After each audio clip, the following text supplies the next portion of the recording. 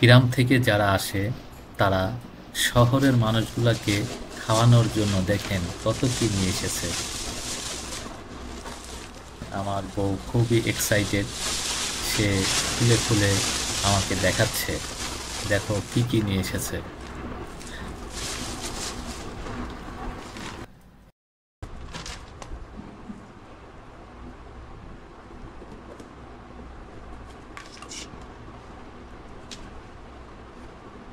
মিষ্টি আমার বাটি থেকে।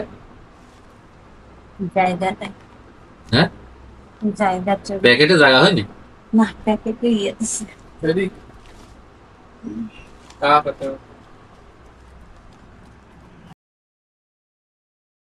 হুম, ইয়া কইরা তুই কি মিষ্টি দিয়েছে যে উল্টা করে ভাত বেঁধে দিয়েছে। কি মিষ্টি।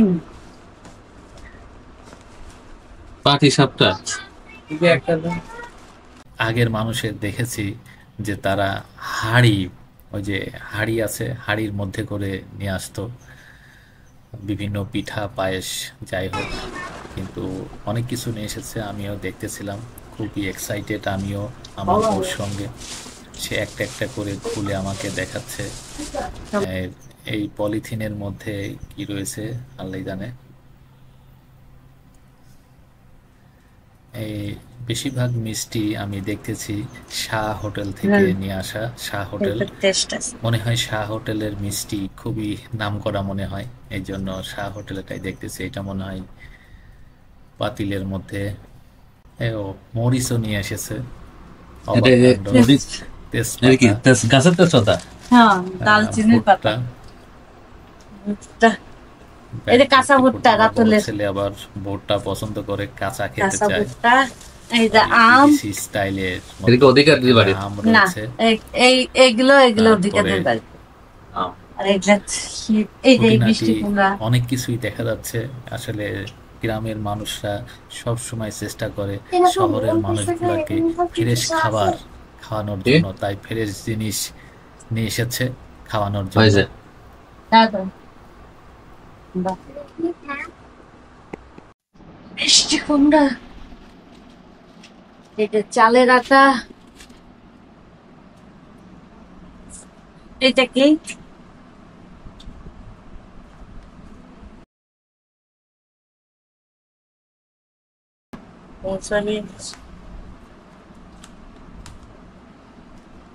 চামচ দিতে পারতেন। সেই ভুড়ি, কাঁচা ভুড়ি আমরা আমরা রান্না করে খাওয়াইছে তুলে।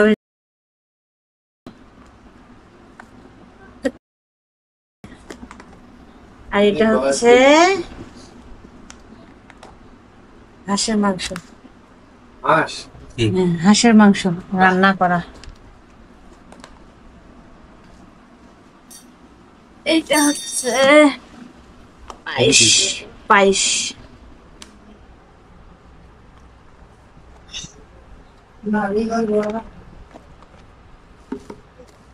ডাল দিছে।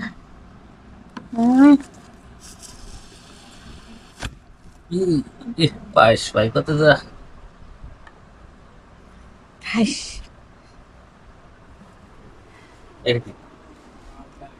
এটা হচ্ছে হাঁসের ডিম। কার হাঁসের ডিম এতগুলা?